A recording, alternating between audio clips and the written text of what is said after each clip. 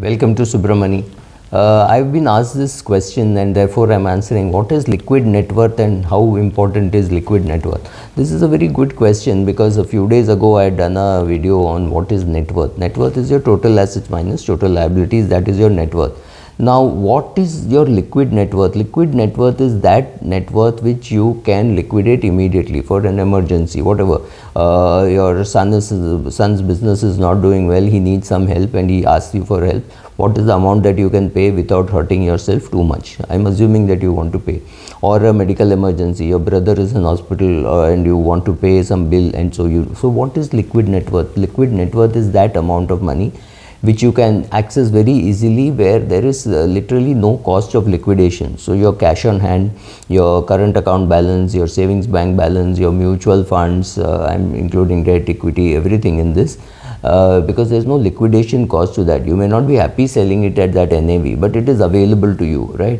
So all this put together is your liquid net worth, and you have to keep monitoring your liquid net worth. In case of an emergency, will you be able to withdraw? Will your wife be able to withdraw? Will your children be able to withdraw? Right? One more thing here is your, though strictly speaking not an asset, it is the withdrawable limit on your credit card. So if you have a credit card where you can withdraw 5 lakhs, then there is 5 lakhs. If it's 15 lakhs, then it is 15 lakhs. This money is normally available to you in case of an emergency. Of course, you have to repay it within 45 days, or you can still pay interest. But yes, part of your liquid net worth is this also, in the sense that this is available in case of an emergency.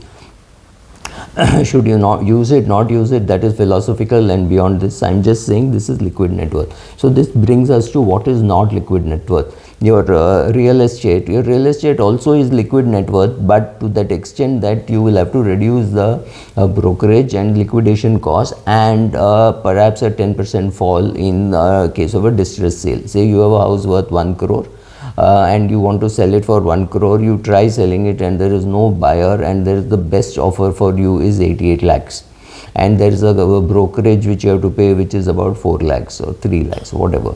So let's say 3 lakhs. So the liquid net worth of your house or whatever you have, whatever real estate you have, is not 1 crore. It is about 85 lakhs, because that is what you will get by selling it today in distress. There is a discount that you have to give, then there is a brokerage would anyway be there, but so talking to 2-3 brokers, so maybe you say, okay, I'll pay brokerage to both of you try. If you come together, you can share the brokerage, whatever. You're willing to pay a slightly higher brokerage simply because you're in a distress, right?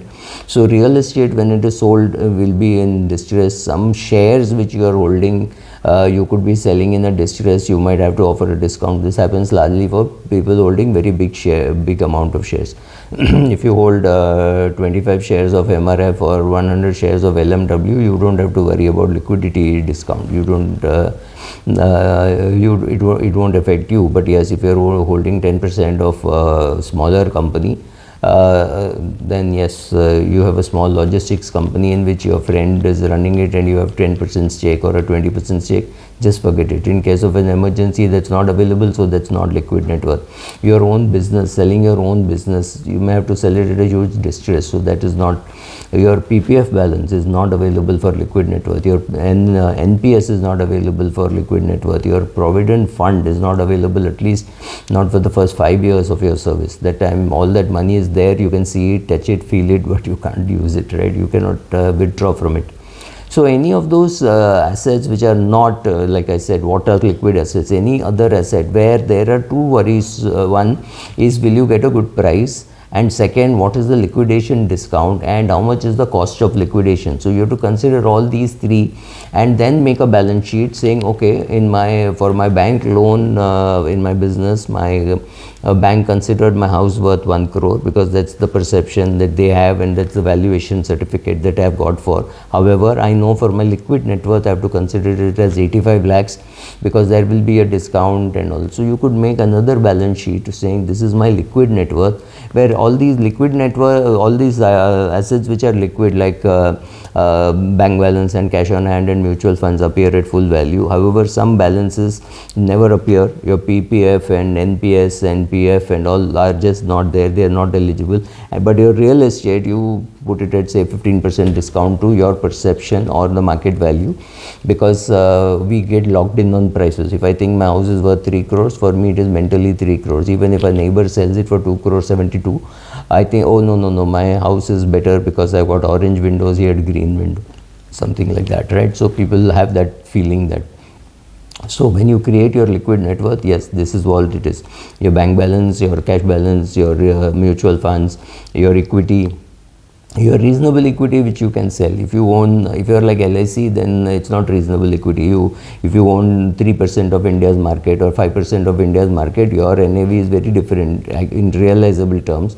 That is not something for you and me to worry about. For our 500 shares or 3000 shares or 5000 shares, we don't really need to worry about liquidity discount. But if you think there is going to be liquidity discount, price it in. Your real estate, your liquidity discount plus transaction cost, right? Take all this into account. Some mutual fund of yours with subject to lock-in, ELSS, you have to eliminate that, because that is available only after 3 years for love or whatever, even for a discount. You cannot sell it, right? So that is the problem with ELSS. I'm not calling it a problem. I'm saying, so all these assets which are liquid is your liquid net worth. So and the other assets, I mean, if you have a property which is disputed, you can't even sell it. So don't even bother thinking of it as part of your net worth till it comes. If it's a big family fight which is going on and you think you're going to get a big portion of a 500 crore real estate and you're going to get 10 crores out of it, fantastic, dream about it. Don't include it in your net worth. Forget liquid net worth, right? Thank you.